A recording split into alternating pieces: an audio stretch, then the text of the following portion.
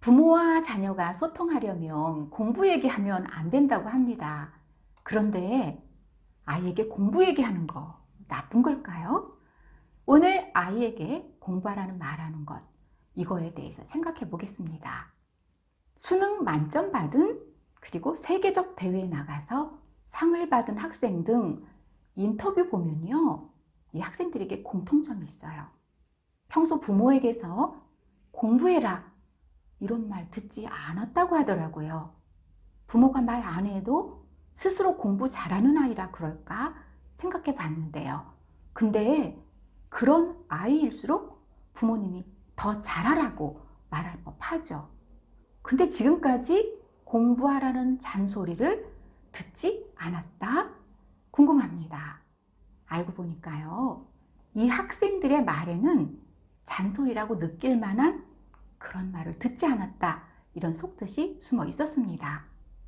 부모님께 공부하란 말을 듣긴 들었어요. 그런데 좋은 의미로 받아들인 경우죠.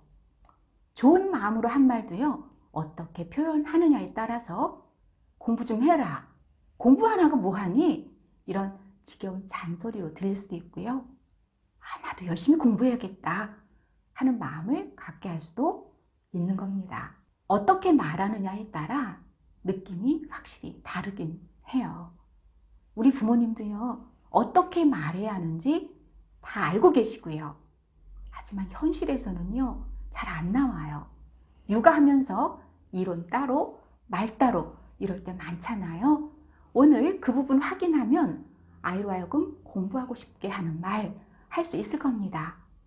공부 하기 싫지만 해야겠다, 이런 마음을 먹게 하는 말이죠.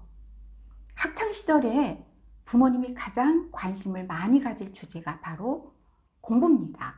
그러니까요, 몰라, 이제 네가 하든지 말든지 엄마 말 안 해, 네 맘대로 해, 이렇게 포기하지 마시고요. 이런 말이 오히려 아이 공부 마음 없애요. 의욕 떨어뜨리거든요. 관심 가져야 됩니다. 말하되 잔소리 하되 잔소리로 들리지 않게 하는 거죠. 사례 한번 볼까요? 오늘따라 아이가요, 유난히 공부할 시간 자꾸 미루고요, 민기적 뭉그적 합니다. 가능한 잔소리 하지 않겠다고 다짐을 했는데 오늘 한마디 해야 할 것 같은데요. 어떻게 말하면 좋은지 여러분 객관적으로 들어보세요. A 부모님, 또 공부 안 하고 엄마 아빠 걱정시킨다. 다 너 좋으라고 공부하는 거지. 말하기 전에 하면 좀 좋아? 꼭 잔소리하게 하지. 알아서 좀 하면 안 되냐고. B 부모님, 오늘은 공부가 좀 안 돼? 여기 와서 좀 놀다가 해. 좀 쉬자.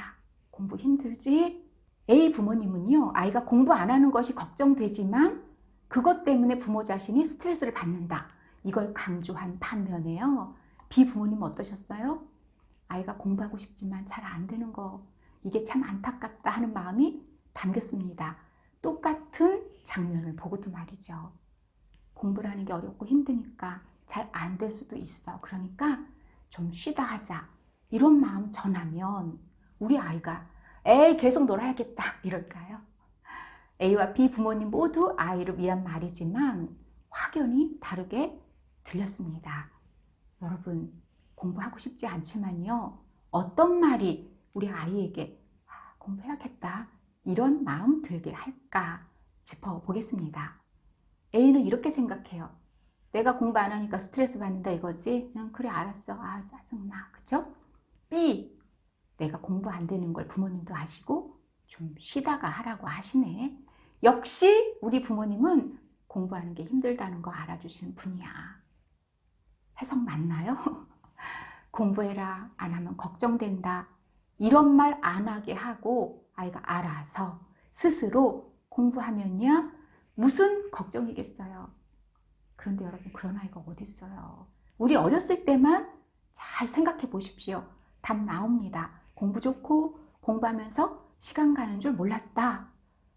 아무리 기억해봐도요, 재미없고 지루하고 5분이 50분 같았어요. 이 경험을 잠시만 생각해봐도 그새 또 나왔어. 몇 분이나 했다고. 왜 그렇게 집중을 못해? 그렇게 공부 싫으면 뭐 할래? 진짜 걱정된다. 이거 걱정인가요? 비난인가요? 그쵸? 우리 이런 말 들으면요. 애 진짜 맨날 공부. 아, 진짜 지겨워. 이러면서 반항심 들고요. 더 하기 싫었었거든요. 공부 하래서 하고 하지 말래서 안 하지 않습니다. 부모가 대신해 줄 수도 없어요. 하지만 공부 마음이 들게 할 순 있습니다. 이게 바로 부모님이 해주실 역할인데요. 저는 어느 날 아이가 스스로 공부하기 시작했다. 이 책에서 공부 마음 강조했습니다. 공부 머리란 말 있잖아요. 근데 공부 마음이 더 중요해요. 솔직히 공부 머리 부모님 몇 마디 말로 금방 바꿀 수 없죠. 하지만 부모님 말씀으로 공부 마음이 들게 할 수 있습니다. 생전 잔소리 안 하면 알아서 안 하지. 얼른 들어가서 마저 하고 나와. 이런 말 듣고 방에 들어간 아이 학습 내용 쏙쏙 들어오게 열중, 집중 못합니다. 힘들지? 좀 쉬었다가 해. 이런 말 한다고 아이가 마냥 쉬지도 않고요. 오히려 주변에 보면 이런 애들이요. 아니야 엄마 금방 들어가서 해야 해. 한다고 합니다. 결국은요. 스스로 공부하게 하는 거, 공부 마음 들게 하는 거 부모님 말씀이시죠. 한 가지만 기억하세요. 오늘 이 한 가지만 기억하시면 됩니다. 잔소리처럼 들리게 말하지 말자. 아, 근데요, 어차피 공부하란 말 하면 잔소리로 들을 텐데요. 이렇게 생각하실 수도 있지만 어떻게 말하느냐에 따라 다르다는 것 복습하며 실전에 응용해 보겠습니다. 공부 시작한 지 몇 분 지나지도 않았는데요. 잔뜩 찡그린 얼굴로 나온 아이에게 이렇게 말하지 않는다는 거죠. 그렇게 공부하기 싫으면 뭐 할래? 이런 넘겨짚기식 말 NO. 공부 안 되는 아이 마음 빨리 읽어주고 이유 알기 예습니다. 공부 마음 들게 하죠. 만일 아이가요. 친구는 오늘 엄마 아빠랑 놀러 간다고 했는데 나 집에서 공부만 해서 공부 안 돼. 싫어. 이렇게 대답했다고 가정하면 어떤 말이 아이 마음 읽어주는 말인지 해보겠습니다. 우리 누구누구가 엄마 아빠랑 같이 놀러 가고 싶었구나. 엄마도 누구랑 노는 게 정말 좋아. 우리도 내일 놀러 갈까? 우리 누구누구가 하고 싶은 거 계획해서 내일 실컷 노는 거 어때? 이렇게 아이 감정 읽고요, 해소해주고요, 제안도 하는 거죠. 근데 화가 나요. 사실 그렇게 애들 민기적거리면요. 우리는 언제 안 놀았어? 지난주에도 실컷 놀았잖아. 친구가 노는 건 보이고 공부하는 건 안 보여? 이렇게 윽박 지른다면요. 아유 세상에 공부 마음이요 싹 사라지게 합니다. 아이 공부 마음 들게 하고 싶다면 반드시 새겨야 할 말이 있습니다. 말은 입술에 30초 머물지만 가슴에 30년 머문답니다. 그리고요, 응급의학과 전문의 선생님이 이렇게 말했어요. 말은 인공호흡이다. 말로 사람 살릴 수도 있다. 그렇기 때문이라고 했습니다. 아이가 공부 잘하길 바란다면 평소에 격려 많이 해주시고요. 공부에 힘들고 지칠 때 말로 인공호흡 해주는 거죠. 수능 만점 받은 아이, 세계적 대회에 나가 상 받은 아이들이 평소에 공부해라 이런 말 듣지 않았다는 것을 그 속뜻을 충분히 아셨을 것 같아요. 부모님이 설령 그런 말 했더라도요. 아이 마음 이해하면서 공부 마음 들도록 하신 거죠. 정신분석학자 하인즈 코엇의 말 전합니다. 모든 발달상의 문제는 부모가 아이의 입장에서 생각하지 못하는 것, 공감에 실패해서 옵니다. 그랬거든요.